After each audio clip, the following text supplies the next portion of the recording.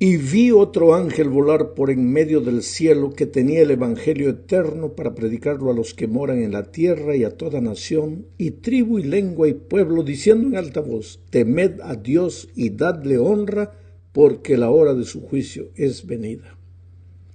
¿Te das cuenta que el remanente aparecería en el escenario profético para anunciar la llegada de la hora del juicio? Bueno, el juicio es parte del tema del santuario. La misión del remanente es predicar el evangelio eterno, pero en el contexto del juicio investigador. Pero tú sabes que no existe juicio sin juez, y tampoco sin abogado, y el abogado es Cristo. Entonces aquí volvemos a Cristo como el centro del tema del santuario, y en realidad como el centro de la Biblia. Hay muchos cristianos que se preguntan por qué damos tanto énfasis al tema del santuario. Solo que este énfasis no es un capricho de la Iglesia, es el tema central de la Biblia. La redención en Cristo, simbolizada en el santuario de Israel, es como un hilo rojo que atraviesa cada página de las Sagradas Escrituras. El Evangelio es eterno, no es una enseñanza particular del Nuevo Testamento. La raíz del Evangelio está en el Antiguo Testamento. Desde que Adán y Eva pecaron, fue necesario que un cordero fuese sacrificado. Y Dios, al sacrificar ese cordero para prepararles túnicas para Adán y Eva, les estaba diciendo que sin derramamiento de sangre no habría remisión de pecados. ¿Sabes, mi amado? El pecado existe, es una realidad incontestable. Todos pecamos y estamos destituidos de la gloria de Dios. La paga del pecado es la muerte. Por tanto, todos tendríamos que morir. Pero allí aparece el Señor Jesús y ofrece su vida por el pecador. Ese acto maravilloso de entregar su vida por el pecador es el tema del sacrificio como centro de la redención. Solo que el ser humano, con su mente finita, pecaminosa, limitada, tendría dificultad para entender este misterio de por qué un Dios maravilloso se hizo hombre para morir por él en la cruz del Calvario. La mente humana no entendería eso. Por eso Dios ilustra lo que sucedió en la cruz a través del ceremonial del santuario. Entonces, los israelitas, por ejemplo, cuando ofrecían todos los días la vida de un inocente cordero como sacrificio por su pecado, ellos estaban viendo ahí y imaginando lo que iba a suceder con el Cordero de Dios que un día sería sacrificado en la cruz del Calvario. Cada vez que el israelita llevaba un corderito al santuario para ser sacrificado, pues recordaba que el precio del pecado es la sangre de un inocente, y en esa víctima inocente el israelita pecador depositaba su confianza de que un día el Cordero de Dios que quita el pecado del mundo moriría por él en la cruz del Calvario.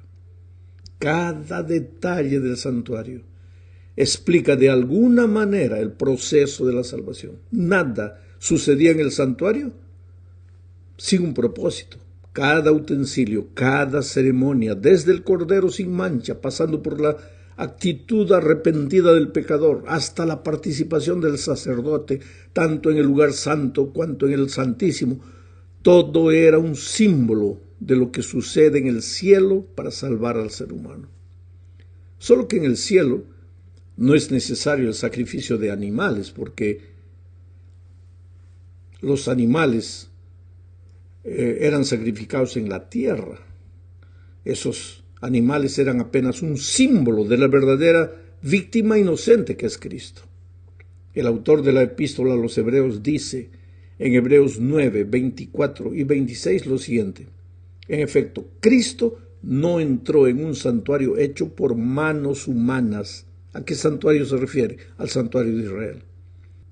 En efecto, Cristo no entró en un santuario hecho por manos humanas, simple copia del verdadero santuario. Aquí está claro. Quiere decir que el santuario de Israel fue hecho copia del verdadero santuario, que está en el cielo mismo. Cristo entró ahí para presentarse ahora ante Dios en favor nuestro. Ni entró en el cielo para ofrecerse vez tras vez cómo entra el sumo sacerdote en el lugar santísimo cada año con sangre ajena. Si así fuera, Cristo habría tenido que sufrir muchas veces desde la creación del mundo. Al contrario, ahora, al final de los tiempos, y se está refiriendo a nuestros días, se ha presentado una sola vez y para siempre a fin de acabar con el pecado mediante el sacrificio de sí mismo. Aquí la idea es clara. Hay un santuario en el cielo. El santuario de Israel en la tierra fue hecho copia del santuario del cielo. En el santuario de la tierra se ofrecían corderitos, animalitos para ser sacrificados por el pecado del hombre. En el santuario del cielo, el verdadero cordero es Cristo, que muere en la cruz del Calvario. Y así como el sacerdote oficiaba en el santuario de la tierra, Cristo también es nuestro sacerdote que oficia en nuestro favor allá en el santuario celestial. Vamos ahora a la segunda parte de este estudio. Hablaremos aquí del Cordero de Dios. Como ya dijimos, los corderos del Antiguo Testamento eran apenas símbolos del Cordero de Dios que quitaría el pecado de la humanidad. Pero para entender lo que significaba el sacrificio del Cordero es necesario viajar a los días de Israel. Lo que necesitamos recordar es lo que sucedía cada vez que un pecador llevaba al santuario un corderito para ser sacrificado por su pecado. Imagina, primero el culpable tenía que colocar las manos sobre el animalito y simbólicamente transferir sus pecados sobre la inocente víctima. Después, en segundo lugar, el culpable mismo y no el sacerdote tenía que degollar al animal. Sabes, esto era terrible porque hay muchas personas, y creo que son la mayoría, a quienes no les gusta ver la sangre. Se sienten mal. Hay inclusive gente que se desmaya cuando ve sangre. Pero en aquel tiempo el pecador tenía que degollar al animal. Él mismo. Primero tenía que transferir sus pecados para el inocente cordero, colocando sus manos sobre él, y después degollarlo. Era la única manera de alcanzar el perdón por su pecado. ¿Hubo pecado? Pues entonces alguien tenía que morir, porque la paga del pecado es la muerte. El pecador no quería morir, pues entonces tenía que degollar al animalito. No tenía el valor de hacerlo, entonces él tenía que morir. Eso era así en el santuario de Israel en los tiempos pasados. Hoy no se ofrecen más sacrificios de corderos, porque el Cordero de Dios, Jesús, fue sacrificado en la cruz. Pero cada vez que le pedimos perdón a Dios, ¿sabes lo que le estamos diciendo? Oh Señor, yo pequé, yo merezco morir, pero no tengo el valor de morir, entonces por favor déjame que te quite la vida para que yo pueda salvarme. ¿Te parece terrible esto? Pues el pecado es terrible.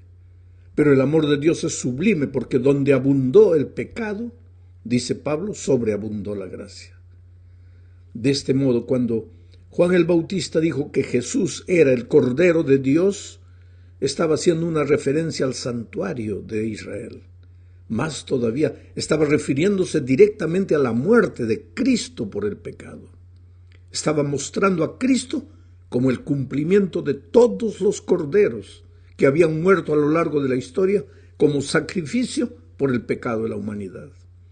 De hecho, querido, los 4 evangelios narran la historia de lo que hizo Jesús en su misión de Cordero de Dios que quita los pecados del mundo. En la cruz, él estaba cumpliendo lo que había profetizado Isaías 53, 6 y 7, que dice: todos perderemos el rumbo como ovejas y cada uno tomará su propio camino, pero el Señor descargará sobre él. ¿Sobre quién? Sobre el Cordero, sobre Cristo, todo el peso de nuestros pecados. Se verá angustiado y afligido, pero jamás emitirá una queja. Será llevado al matadero como un cordero y como oveja delante de sus trasquiladores se callará y no abrirá su boca. Sí, es verdad que en el Antiguo Testamento murieron muchos corderos, pero eran símbolos de Cristo, el verdadero Cordero de Dios que quita el pecado del mundo. Pero Jesús fue simbolizado no solo por el cordero que murió, sino también por el sacerdote. Esta es la tercera parte de nuestro estudio. ¿Qué sucedía después que el pecador degollaba al inocente animal? Esto es interesante. Mira, leamos Levítico 4, 30 y 31. Dice: luego el sacerdote tomará con el dedo un poco de la sangre y la untará sobre los cuernos del altar del holocausto, y luego derramará al pie del altar el resto de la sangre. Al animal ofrecido el sacerdote le quitará toda la grasa, tal y como se la quita al sacrificio de paz, y la quemará sobre el altar en olor grato para el Señor. Así el sacerdote hará expiación por el infractor y éste será perdonado. Sabes, mi amigo, los cuernos del altar eran la parte más alta del altar. El sacerdote manchaba sus dedos con la sangre del cordero que había sido sacrificado y la llevaba a la parte más alta del altar, como entregándosela a Dios. Después quemaba la grasa del animal y el olor subía al cielo, a Dios. Solo que en esa sangre y en esa grasa estaban simbólicamente los pecados del culpable, porque antes de que el animalito fuera degollado, el pecador había transferido sus pecados para esa víctima. ¿Qué quiere decir esto? Pues que al confesar nuestros pecados, hay liberación de culpa para nosotros, porque ya pasamos eso para la víctima, pero de alguna forma esos pecados pasan al santuario y allí se quedan. El texto dice: así el sacerdote hará expiación por el infractor y éste será perdonado. La verdad es que aquí está lo esencial del plan de la salvación. El pecado, cuando confesado, es perdonado. Nosotros estamos libres de la culpa y de la condenación porque Jesús murió en nuestro lugar. Pero ¿a dónde van los pecados? Jeremías 1:17 dice: el pecado de Judá está grabado con cincel de hierro y con punta de diamante. O sea, el pecado no se borra fácilmente. El sentido de este texto es que los pecados no se evaporan, sino que quedan registrados. ¿Dónde? En los cuernos del altar. ¿No era allí a donde llevaba el sacerdote la sangre? Y simbólicamente, ¿dónde? En el santuario celestial. Nosotros estamos libres del pecado, libres de su culpa, libres de su condenación, porque el Cordero fue muerto en nuestro lugar, pero los pecados están registrados. Ya no son nuestros, porque los transferimos a Jesús, la inocente víctima, pero los pecados siguen registrados. ¿Hasta cuándo? Pues eso es lo que veremos después. Lo que necesitamos saber ahora es que Cristo puede salvar completamente debido a varias cualidades que los sacerdotes de Israel no podrían tener, solo Cristo. Primero, Él es Dios y tiene autoridad para perdonar pecados. Después, tiene un sacerdocio permanente, intercede todo el tiempo por su pueblo, con la misma compasión amante que cuando sanaba a los enfermos y consolaba a los solitarios. Cristo se hizo carne, se hizo humano, pero al mismo tiempo sigue siendo divino. Nadie puede ser como Cristo. Él nació hecho carne sin pecado y nunca pecó. Y aunque es el único que no cometió pecado, murió bajo el peso abrumador de todos los pecados, de todos los hombres, de todos los tiempos. Entonces solo Cristo, como Dios hombre, puede interceder por los pecadores en el santuario celestial. Observa lo que dice Hebreos 9, 24 al 26. Porque Cristo no entró en el santuario hecho por los hombres, el cual era un mero reflejo del verdadero. Ya leímos ese texto. ¿Y qué dice? Que Cristo pues se presenta ante Dios como el Cordero que fue muerto y que ahora está en el santuario celestial dispuesto a interceder por su pueblo. En la cuarta parte de este estudio veremos que Cristo es también nuestro intercesor. ¿Por qué? porque el pecado había hecho separación entre Dios y nosotros. La muerte de Cristo, simbolizada en el santuario y realizada en la cruz, nos lleva de nuevo a Dios. Esta no es una invención humana, la Biblia es clara. Mira lo que dice Hebreos 6, 19 y 20. Esta esperanza mantiene nuestra alma firme y segura como un ancla y penetra hasta detrás del velo donde Jesús, nuestro precursor, entró por nosotros y llegó a ser sumo sacerdote para siempre según el orden de Melquisedec. De acuerdo al texto, ¿qué hizo Jesús por nosotros? Jesús es el precursor porque entró como nuestro representante en el santuario celestial, incluso en la misma presencia de Dios por nosotros. Es decir, Jesús está de pie ante el Padre ministrando los méritos de su expiación, la eterna redención que Él ha obtenido en nuestro favor. Sí, cuando aceptamos a Jesús, nuestros pecados son perdonados y nos presentamos delante de Dios perdonados y limpios. Pero esto no quita que incluso después de habernos hecho cristianos, a veces todavía corramos el riesgo de caer, a pesar de todas las maravillosas promesas de victoria de Cristo. Pero si por algún motivo caemos, Jesús intercede como nuestro sumo sacerdote en el cielo. Él representa ante el Padre al pecador arrepentido, no invocando nuestros méritos, porque no tenemos ningún mérito, invocando los méritos de Cristo. Por eso Hebreos 7:25 dice, por lo cual puede también salvar perpetuamente a los que por Él se acercan a Dios, por Él, por Cristo se acercan a Dios, viviendo siempre para interceder por ellos. Bueno, querido, llegamos al fin de este estudio hablando del día de la expiación. Este era un día especial y diferente de todos los demás en Israel. Sucedía una vez por año. Era también el día de la purificación del santuario, le era llamado de esa manera. ¿Por qué había un día de purificación en el santuario de Israel y también en el santuario celestial? ¿Y cómo esto se relaciona con la exterminación definitiva del pecado? Ya vimos que el sistema de sacrificios de Israel simbolizaba el sacrificio de Cristo en la cruz. Gracias a ese sacrificio somos librados de la condenación y considerados justos ante Dios.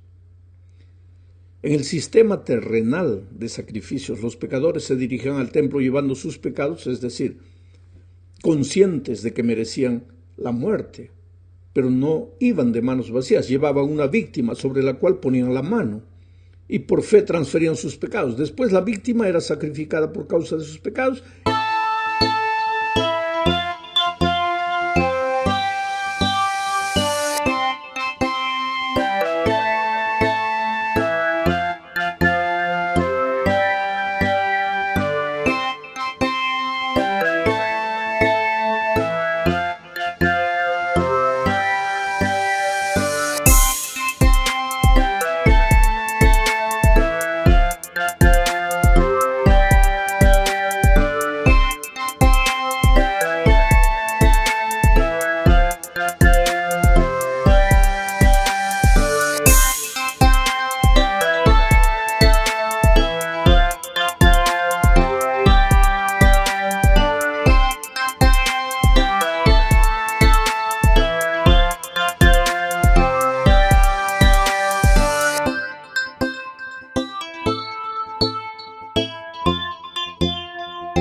Y a través de su sangre esos pecados eran transferidos al santuario. Con este acto, simbólicamente, Dios asumía la condenación por esos pecados. El ser humano había pecado, pero al reconocer su pecado y tener fe en el sacrificio de la víctima sustitutoria, Dios perdonaba al pecador. Por eso, después del sacrificio, el pecador abandonaba el santuario limpio de su pecado y bendecido por el Señor. Una víctima había muerto por él. El Cordero había asumido la condenación por los pecados confesados. Eso fue lo que hizo Jesús por nosotros en la cruz del Calvario. Pero en el santuario, la solución del problema del pecado no era definitiva, solo con la muerte de la víctima. porque el pecado había sido transferido de la esfera del pecador al santuario. En algún momento sería necesario terminar definitivamente con el pecado, y el Señor representó simbólicamente esa restauración y limpieza final a través del día de la expiación o de la purificación del santuario. En el día de la expiación, la purificación del pecado, que las personas todos los días habían transferido para el santuario, alcanzaba su clímax, porque el pecado que había sido transferido al santuario era erradicado de allí definitivamente. El santuario era purificado. El día de la expiación de Israel no era una fiesta, sino un tiempo de renovación espiritual. El pueblo se acercaba al Señor más que nunca. En ese día, el sumo sacerdote que representaba al pueblo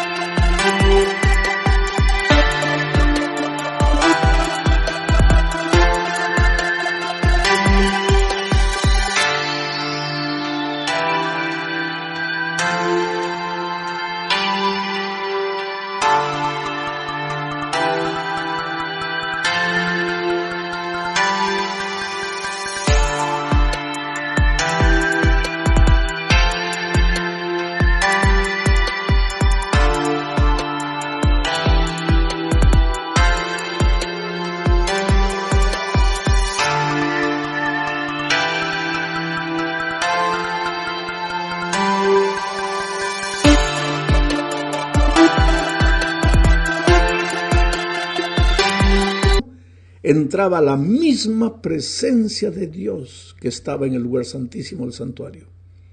El sacerdote se vestía de una manera especial y diferente porque entraría al lugar santísimo donde estaba el arco del pacto y el propiciatorio. Ahora, Dios esperaba que ese día el pueblo dejase de lado la rutina diaria y se consagrase a Él y descansase de su trabajo, porque ese día el santuario estaba siendo purificado. Lo interesante es que en Daniel 8:14 encontramos una profecía que dice: y hasta 2300 tardes y mañanas y el santuario será purificado. Ahora, esa profecía de Daniel ya no se refiere al santuario de Israel. Esa profecía se refiere al santuario celestial. Y si nosotros estudiamos detenidamente la profecía, lo que no es asunto de este estudio hoy, veremos que esa profecía terminaba el 22 de octubre del año 1844. Ese día el santuario sería purificado, comenzaría la purificación del santuario. O sea, comenzaría el juicio del pueblo de Dios, porque en Israel el día de la purificación del santuario era el día del juicio del pueblo. Por eso es que nosotros creemos que el 22 de octubre de 1844 comenzó el juicio investigador